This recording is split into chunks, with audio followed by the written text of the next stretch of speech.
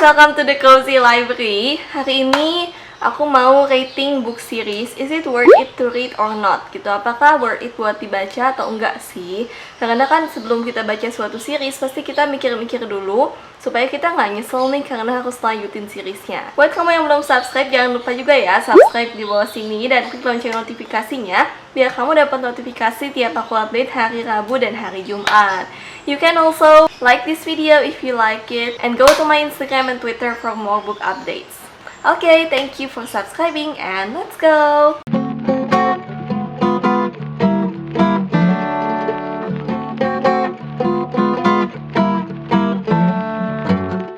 Jadi yang pertama, ini sebenarnya buku yang super mainstream dan kalian pasti nanya kenapa sih harus direkomendasiin lagi. Yaitu ini nih, Harry Potter and the Philosopher's Stone atau series Harry Potter. Jadi I thought that this is everyone's book gitu karena aku rasa semua tuh pasti kayak udah nonton lah seenggaknya dan pasti tahu udah bakal baca buku ini atau enggak gitu. Tapi ternyata setelah aku tanya beberapa orang, ternyata mereka ada yang belum pernah nonton Harry Potter, ada yang belum pernah baca Harry Potter. So Harry Potter is not as mainstream as I thought it will be gitu. Dan itu kenapa aku include Harry Potter in this video. Most of you have known or watch Harry Potter karena Harry Potter tuh kayak udah klasik gitu sih, kayak filmnya tuh udah sering tayang di TV di waktu-waktu tertentu. Bukunya udah booming banget, semua orang kayak udah rekomendasiin buat baca Harry Potter. But is it really worth it? Let's see. Jadi, Harry Potter is worth it kalau kamu suka buku middle grade fantasy yang penuh dengan kekeluargaan gitu. Dan entah kenapa buat aku Harry Potter is so homey, kayak balik ke rumah gitu loh bacanya. Dan favorit aku sih sebenarnya Harry Potter and the Philosopher's Stone karena ini bukunya tuh belum terlalu dark. Kalau kita lihat series Harry Potter tuh makin ke belakang tuh makin dark ya nggak sih? Jadi aku paling suka yang pertama ini karena dia nggak terlalu dark. So from my perspective, it is totally recommended dan worth it banget buat dibaca karena ceritanya meaningful, insightful, nggak cuma nyeritain tentang dunia fantasinya aja, nggak cuma magic-magican aja, tapi juga ada meaning tersendiri di balik kisah Harry Potter ini gitu. Jadi I feel like the book is insightful gitu loh. Dan aku rekomendasiin kalau kamu pingin pengalaman baca Harry Potter yang lain, memang gak mahal, coba beli buku Harry Potter yang ini, versi Jim Kay. This is the illustrated one. Sebenarnya ini mahal banget, tapi aku beli waktu lagi diskon. Kalau enggak, yang aku pingin banget punya sekarang adalah versinya Mina 5. Jadi versinya Mina 5 itu bisa kalian mainin gitu. Dia ada pop-up-nya, lalu ada bagian-bagian yang bisa dimainin. So it's really an experience gitu buat baca buku Harry Potter versi Mina 5. Tapi harganya juga, you know, selangit. Dan Mina 5, for fact, adalah orang-orang yang membuat beberapa props di film Harry Potter. Misalnya koran Daily Prophet, lalu Marauder's Map, itu mereka yang buat. Jadi kalian bisa bayangin pengalaman baca Harry Potter dari pembuat props filmnya sendiri. Pingin banget baca, tapi aku masih tungguin diskon dulu. Okay, the next one masih klasik, yaitu seri Sherlock Holmes. I don't know if I should call this a series. Apakah ini series atau bukan ya? Memang sih terlihat seperti series, tapi sebenarnya cerita-cerita di dalam buku Sherlock Holmes ini lebih stand alone. Ada perkembangan tokoh, tapi semua ceritanya aku rasa adalah stand alone. Jadi, kalau kalian pingin nyoba ini baca Sherlock Holmes, tenang aja, kalian bisa baca dari buku yang mana aja aku rasa, kecuali kalian pingin bener-bener tahu perkembangan karakternya. Kalau di buku Sherlock Holmes, ada 4 buku Sherlock Holmes yang ceritanya itu memang full satu buku ini tuh satu cerita. Tapi kalau di 5 buku lainnya itu ceritanya itu adalah cerita-cerita pendek. Jadi aku rekomendasikan kalau kalian mau baca Sherlock Holmes, mulailah dari yang cerita-cerita pendek. Atau kalau mau yang langsung full tuh, favorit aku adalah The Hound of the Baskervilles. Tapi yang paling mudah dipahami menurutku adalah yang ini. Buku pertamanya yaitu A Study in Scarlet. Sherlock Holmes is still one of my favorite detective karena cara dia menyelesaikan suatu misteri itu unik banget. Jadi kalian gak akan bosen deh sama deduksinya Sherlock Holmes di misteri-misterinya. Next, another booming book yang aku lihat di TikTok kayak setiap hari gitu. BookTok tuh selalu ada buku ini gitu, dan is it really worth the hype gitu? Apakah memang worth it buat dibaca or not? Bukunya yaitu jeng serial Bumi, tapi yang aku bawa di sini adalah Bulan karena Bumi aku lagi dipinjem. Serial Bumi ini panjang banget aku rasa buat sebuah series, jadi kalian harus pikir-pikir banyak bakal lanjutin atau enggak nih. Dan aku sendiri sebenarnya udah mulai mempertanyakan ini kapan sih beresnya gitu. Karena rasanya tuh nggak beres-beres. Sekarang tuh udah sampai Si Putih dan Lumpuh kan. Tapi sebenarnya dari Selena Nebula, Si Putih dan Lumpuh itu sebenarnya adalah sebuah series tersendiri. Tapi masih ada hubungannya sama Bumi. Jadi sebenarnya kalau kalian mau baca Selena itu harus baca dulu dari Bumi. Dan Bumi sendiri itu kalau nggak salah udah ada 7 buku. Jadi panjang banget kan. Bumi, bulan, matahari, bintang, komet minor, Ceros dan Batozar. Aku lupa Ceros dan Batozar ini di mana. Pokoknya ada 7 buku. Makanya sebelum mengambil buku Bumi untuk dibaca, kalian harus mikir dulu apakah kalian mau lanjut seriesnya sampai 7 buku itu. Nah, menurut aku Bumi ini aku agak ragu sih, antara worth it dan antara nggak worth it.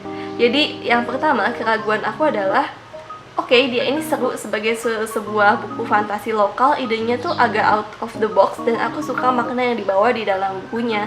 Jadi di dalam bukunya tuh punya nilai moral tertentu, persahabatannya kuat, jadi aku suka sebenarnya. Tapi in some points, buku Bumi ini tuh plain karena mungkin di Bumi, waktu baca Bumi aku ngerasa tuh bukunya bosenin gitu loh, sama Bulan juga masih agak bosenin. Tapi mulai Matahari kesana itu aku suka banget. Jadi ada beberapa buku yang aku suka banget di dalam seriesnya. Contohnya kayak Matahari itu aku suka banget. Sampai Matahari itu ya, pas pertama kali aku baca Matahari, itu aku nggak nyadar udah sampai halaman terakhir. Terus aku balik halamannya dan aku kayak masih nyari-nyari gitu loh, ini mana lanjutannya. Saking serunya. Jadi memang Matahari itu buku yang seru banget buat aku, tapi buat Bumi dan Bulan itu buku yang paling membosankan buat aku. Jadi mungkin kalian harus tahan dulu sama 2 buku di awal. Memang lumayan banyak nih, bukunya agak tebal juga. Tapi kalau udah suka, kesananya tuh pasti suka gitu.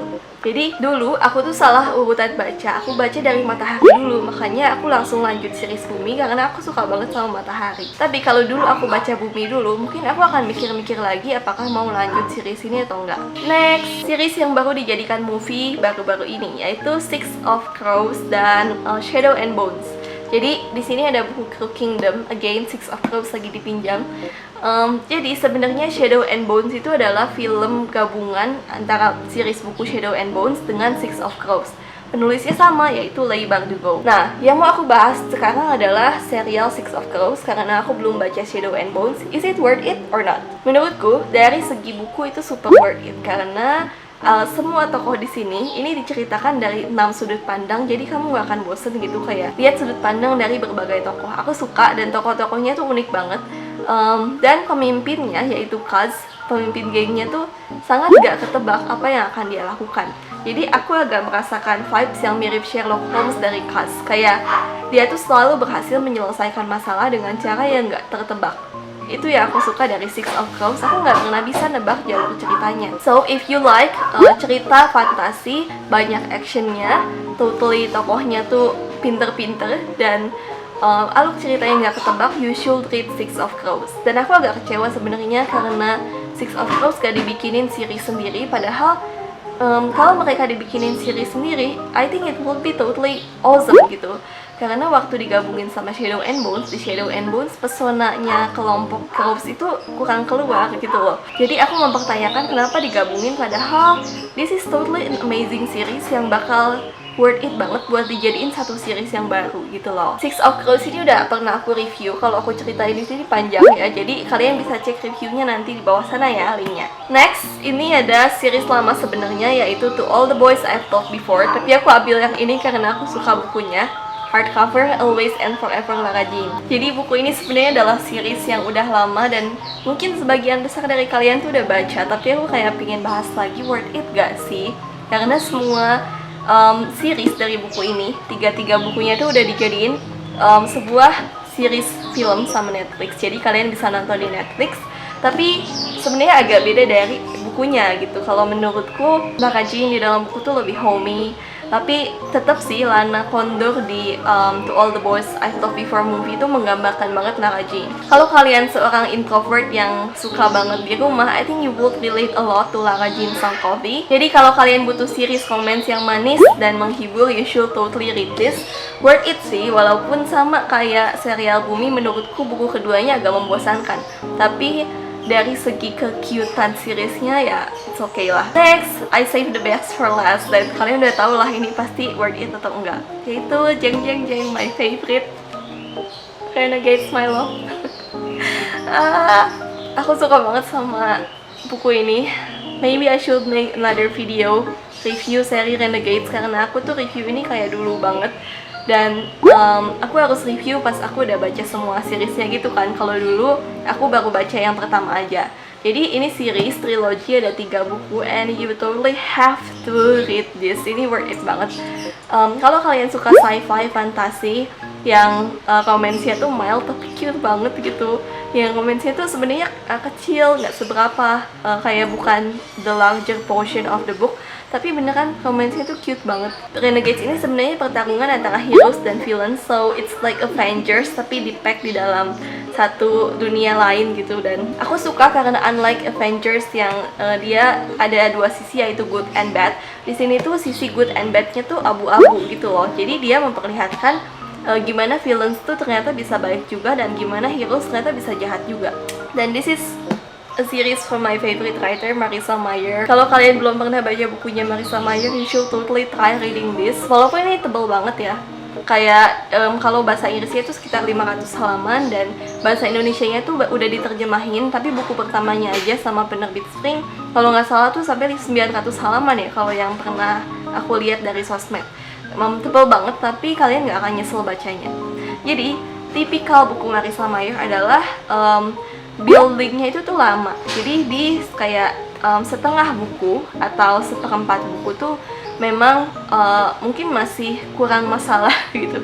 Maksudnya belum terlalu masuk ke dalam isi masalahnya, tapi waktu udah di tengah-tengah sampai ke sana tuh aku kayak udah nggak bisa berhenti baca, selalu kayak gitu. Dan Marissa Meyer tuh jago banget bikin cliffhangers yang bikin aku tuh kayak ya ampun kesel banget udah pingin baca buku selanjutnya, tapi buku selanjutnya tuh belum ada waktu itu. Jadi memang kalian harus siapin buku lanjutannya sebelum kalian baca buku ini. Aku rasa gitu ya tips dari aku, kecuali kalau kalian kuat menahan cliffhangersnya itu loh. Oke, I think that's it pembahasan is it worth it or not for book series. Yang mana nih yang menurut kamu worth it dan gak worth it buat dibaca? Kamu boleh komen pendapatmu di bawah ya. Oke, that's it. Thank you for watching. Happy reading and bye-bye.